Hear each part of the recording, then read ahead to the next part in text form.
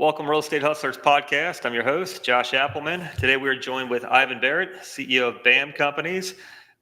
He's raised around $500 million worth of capital, acquired 9,000 units, and led $1.7 billion in deals, specializing in large Midwest multifamily. Ivan, we appreciate you coming on the show today. If you could let the listeners know a little bit more about yourself. Yeah, Josh, thanks for having me. It's great to be here. I've been looking forward to this one.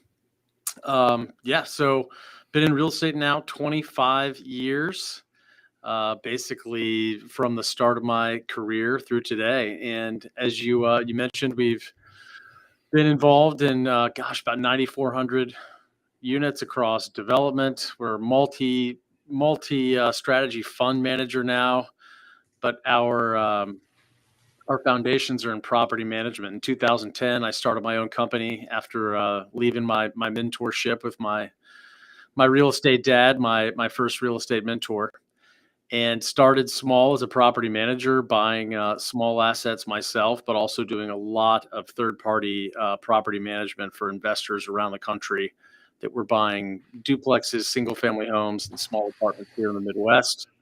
We used that management company to grow our own syndication platform.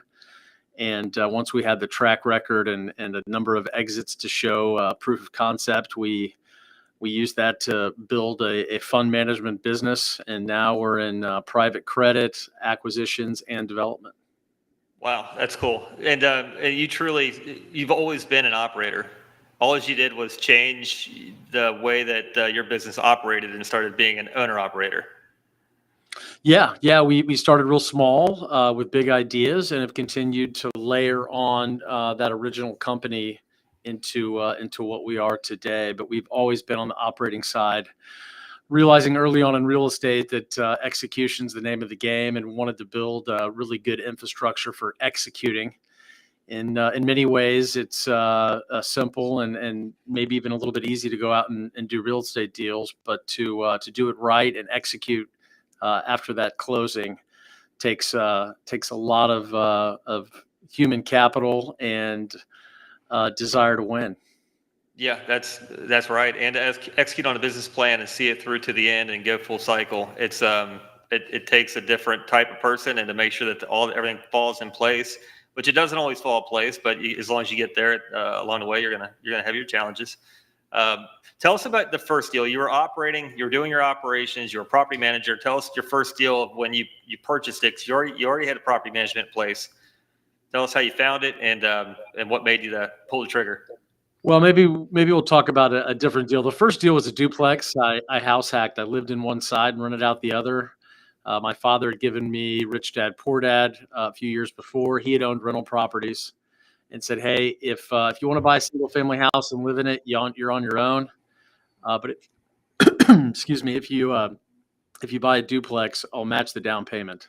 Nice. And that was the first start. From there, I started using hard money to do my own deals, small multifamily assets. But I realized I could grow a management company a little bit faster by offering those services to other investors.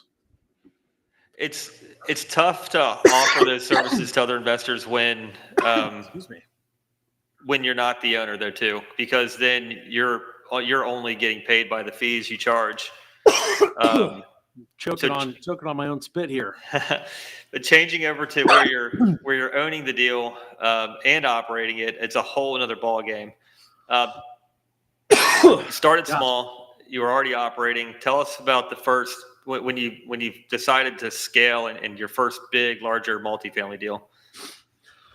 Well, it's a progression, right? So I had maybe 18 units, duplexes, and a fourplex, some smaller apartment deals, and jumped from there to buying a 35 unit and a 30 unit and a 15.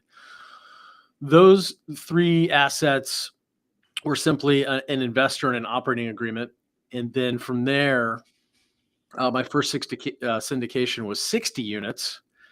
And I was able to show that business plan to some of my early management clients who I was managing their duplexes and small apartments. And they took one look at the business plan for a 60 unit deal and came on board. And then from there, gosh, we went to 97 units, 112, and then jumped up to 237. And those early days, I was in charge of raising the capital. By then, my partner had come along, who's a much better operator and manager of people than I am. And it was his job to find the best real estate deals. And he had a knack for the management of the team, the leadership development of the people underneath him. And so I stayed out of his way on the management side and really focused on our equity side, being the best partner we could possibly be to the LPs that came alongside us, and just continued to try to be a little bit better every day than I was the day before. And that's grown now to 1,700 investors across. Gosh, I think we've done about 43, 44 deals so far across acquisition and development. Wow, that's incredible. And it all started small, and then what made you want to find a partner? What made you want to? Because you're scaling, obviously you need people to scale, but when you bring in a partner, that's a big deal. Yeah, as a founder, I started really looking at what I was really good at, what my gifts and talents were, and recognizing that there were a lot of gaps there, and what it would take to fill out a complete a business, a complete team. And I learned early on, know thyself, right, and focus on what I could do really, really well and my strengths, and find other people that were strong in those areas that I'm weak in.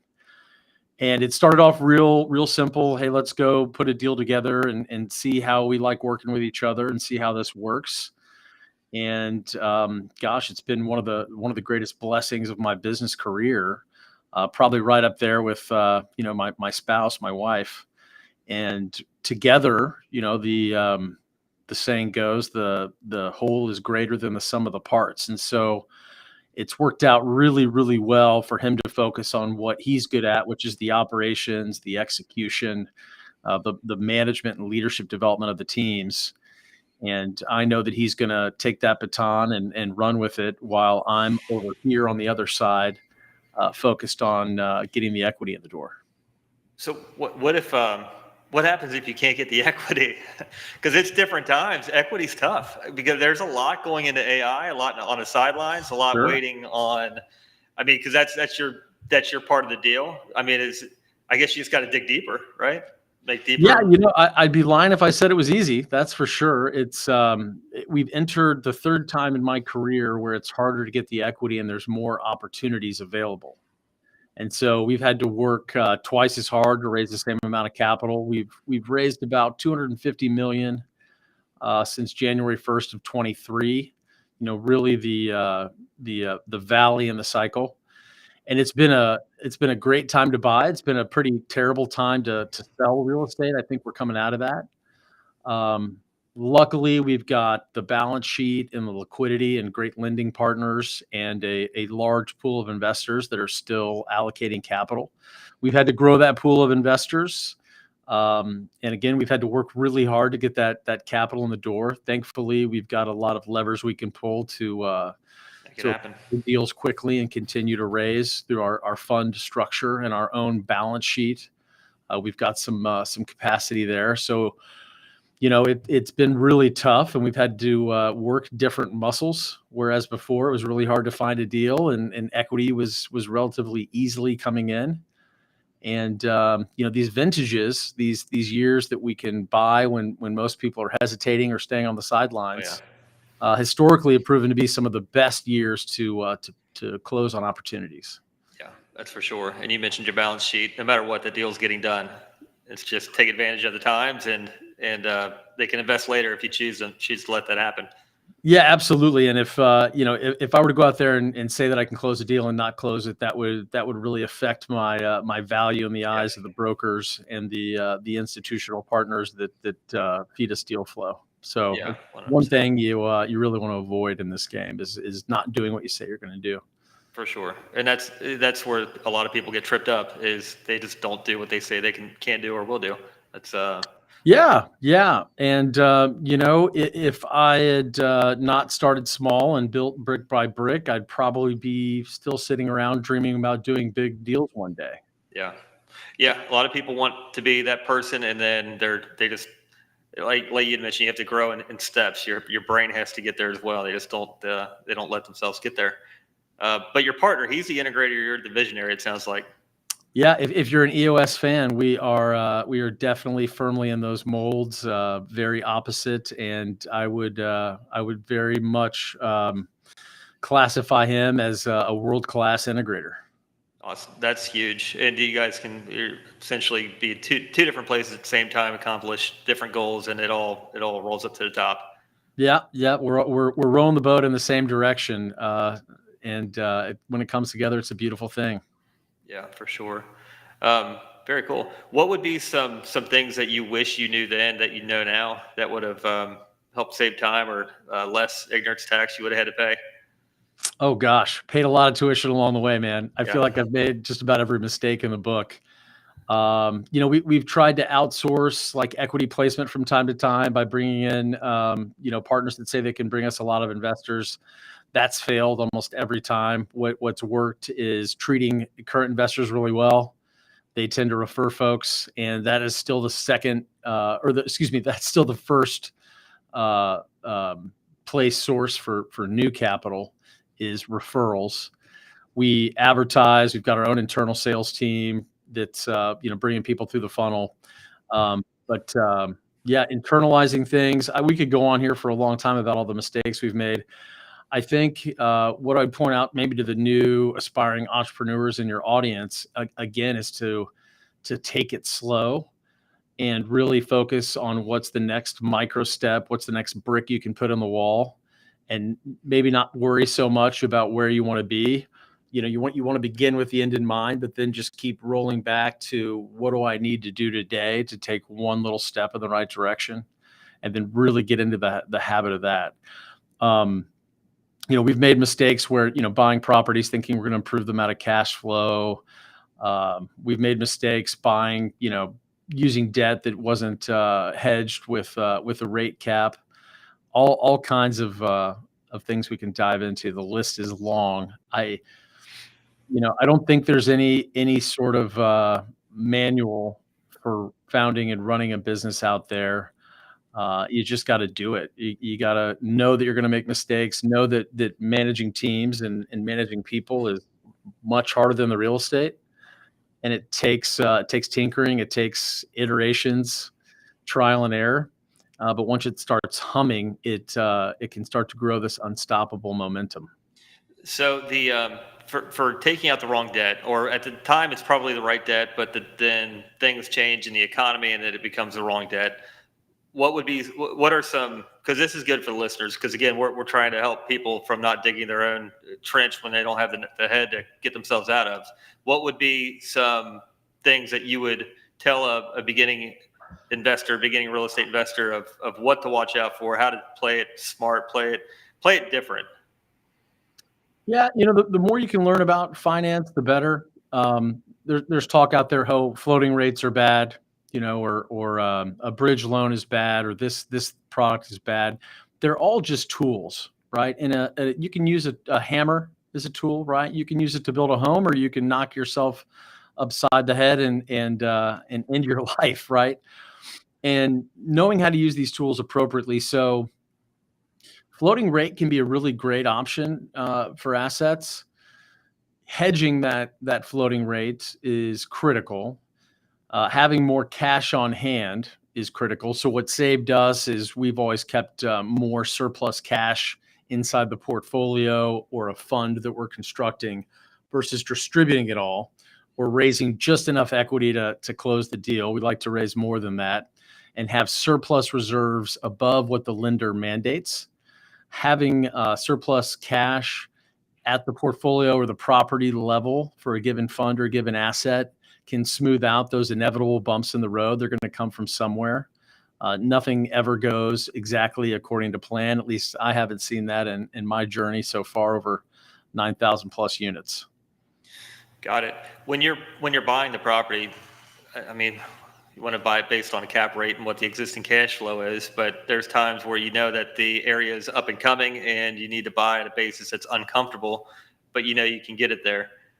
I don't know if that's happened to you, but it was definitely the times in the past. But what would be some I guess, some guidance you would give for someone who's looking to purchase, but it doesn't, it's a value add, and there might be different hiccups that you might be aware of. Yeah, I mean, we're all in the value add game here. Real estate, if you're buying something that there's no value to be added, is a pretty mediocre return against other asset classes. So forced appreciation, value add is the name of the game in our business in this space, as it is in most real estate asset classes. What what my mentor said to me a long time ago was, I don't necessarily care what the cap rate is.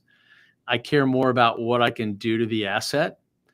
Having in-house management, knowing exactly what we can run something for is very helpful there. So we can, basically take the seller's numbers and throw most of that non-controllable part of the P&L out and say, okay, what can we run this with using our maintenance teams, our management teams, our tech stack, our accounting solutions, and then what does the upside look like, right? At first, it comes to the market itself. What's been under rented? Can we take these rents higher as they turn over? Are there ancillary income opportunities that the seller hasn't fully utilized, right? And is the market itself, is it growing? What's the supply demand ratio look like both now and in the future? What's coming online as far as new assets, especially for us, because we're buying class A mismanaged assets. So we're looking for those under or mismanaged assets in the class A category. So those things have to be really important. Got to kiss a lot of frogs to find one that makes sense. But what's happening out there right now is only the folks that really have to sell are selling. And anyone else that can hold through this part of the cycle is typically holding. So the opportunities that are coming along are, what we're seeing are in many cases a little bit juicier than they have been in the past from an upside potential standpoint. They're just they're coming against maybe maturing debt. Their partners are starting to want to let it go, or their negative cash flow. What are you seeing most of? Yeah, pretty much all the above. So what we're our typical targets the last couple of years have been either a large fund or group that maybe only owns one deal in that market. They've got a third party manager that we have targeted as a mediocre management firm. They're a mom and pop operator that, sure, they thought they were going to sell it for more a couple of years ago, but now they're sort of capitulating to the market and they want to get their liquidity out. They want to go do something else. And then developers that are being forced to sell because they've got maturing debt, and their LP has said, "Hey, we're selling this asset for maybe a small loss just to get liquidity back." And those have been the scenarios that we're seeing out there that are offering or showing opportunities for what we target for our investors. Got it. Very cool. What does your all's tech stack look like on the property management side? Yeah, so it without getting into some of the secret sauce, we're always looking for ways to do more with less, whether that's through AI, through offshoring, through technology that makes us better at our job, and then comparing that with the current the current operator, the manager, and what their expense load looks like. And so typically we're finding some economies in some of those areas as well. Yeah, AI right now, new iterations come out of AI every day. So it's like you can invest now and it'll be outdated next week, or just be ready because I agree. A phone call comes in and that can be handled by conversational AI right now, but you still need a person behind the scenes to make sure that things are still being directed where they need to be. It's still a human touch game, and I think some folks are overcorrecting towards AI and thinking that they're going to centralize everything and fire a bunch of people. Where at BAM, we're more focused on how do we make our people better at their job, more productive. Than how can we fire people and just let AI handle it. So we'll see. The jury's still out. Yeah, I think I think it'll enable a lot of growth because if you can still keep your high performing people in place and then be able to ingest even more and give a higher level just customer service, faster ticket response, maintenance getting done, automated ticket closings, which a lot of this stuff can be done right now easily. It's just the difficult tasks being taken over by AI in order to then scale your company even doing more with less. Sure. Yeah, I So, agree. what kind of platform are y'all running off of? We're at Folio. I don't know what you run 9,000 units off of. Yeah, we just moved off of Appfolio. That's been a heavy lift, and we've been converting over to Entrata. Okay, Yeah, okay, so that's very different. excited to see the bells and whistles and the automations and open platform that we can add to Entrata versus Appfolio, which is a closed system. That's We interesting. were on we were on Appfolio for years. Yeah, yeah, and usually, and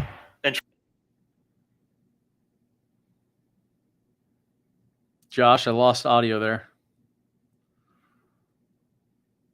are you with me now? Gotcha back. Sorry about that. And try Just to, so about that's being just, live. yeah, institutional grade CRM with, I guess, full ERP stack, or are you plugging other pieces into it? Well, so far, really, it's just getting Entrata up and running, and when you're converting that many units over, it's a full year-long process to get it all up and Yeah, running completely off of one onto the other. So it's anything but seamless behind the scenes. yeah, But I like the what I'm seeing so far from a business intelligence standpoint, the ability to bring in other tools and add that onto the Entrata platform. So jury's still out. It's still early in the game, but I'm pretty darn excited and cautiously optimistic. It'll be an enhancement for us for sure. I think it's the business dashboard where you can start seeing around the corner when those things start plugging in, different numbers start lighting up, different metrics and ratios. Um, that's where I think it can get really fun. It's still hard to finding an actual software that can bring next level analytics, plug in seamlessly into your current financials, and give you a clear vision. We've tried out a few, and I'm still trying to find that next level visionary dashboard. Yeah, I hear you there. It's but it definitely helps. What about underwriting? Are you still doing it manually on the spreadsheet? Oh yeah, underwriting still guys rocking Excel sheets. Yeah, still Okay. still rocking model via Excel for sure. Okay. Cool. Yeah, I don't think Excel goes away for us anytime soon from a modeling and underwriting standpoint. Um, you need that human in there that can recognize the data and have that fingertip feel when something doesn't look right. Yeah. Yeah. No, I agree. Employees. So keeping them engaged, keeping them in the growth and the mindset, the vision. What are some things, some tactics because 9,000 units, keeping everybody rowing in the same boat, you have a lot of personalities to maintain, and personalities can clash. How do you keep that vision crystal clear for everybody? Well, you said a mouthful there. It is a never-ending battle to grow and maintain culture. We get all the teams together a few times a year. BAMCon is coming up in October, which is our all-company conference. 2 days of education, communicating, big things to the team. Also, some fun and some social activities. But that's been something that just keeps getting better and better every year. The team just does an incredible job with bringing everybody in for our employee conference. We bring everybody back for a Christmas party every December. It's like a big blowout wedding / prom award ceremony. Everybody's dressed to the nines, plated dinners, no expense spared. We got an old school style corporate family cookout every summer, and quarterly events to keep folks engaged. And the day to day, we still use Slack. Microsoft Teams is a little bit too corporate for us. We like Slack. One of our core values. We've got a little bit of a fun, quirky spirit around here. We don't take ourselves too seriously, and so Slack's one of those great platforms that brings people a lot closer together when they're spread across 7 states now. Yeah, yeah, we got everything operating off Office 365, and then we still have Slack. Nice, You nice. just can't replace Slack for some reason. Like you said, Teams just doesn't have the same deal. You've got everything integrated into one, but you just can't pull out of Slack. So Yeah, uh, Teams is a little bit maybe a little bit too straight laced for us here at yeah, the. cool. What would be some books that you would recommend to some of the beginning real estate investors out there? Oh gosh, you got to go back in my file retrieval system here. So beginning real estate investors, um, I don't read as many real estate books these days as I read biographies of folks that built big companies. Um, but I think if you're just getting started off in this business, you've got the classics everybody says, Rich Dad, Poor Dad. But there's a lesser known book called Robert Kiyosaki had like 15 different guest authors. I think it was The Secrets of Real Estate. Maybe you remember this one, but it Yeah, was the property management, the tax, they all came you together know in one book.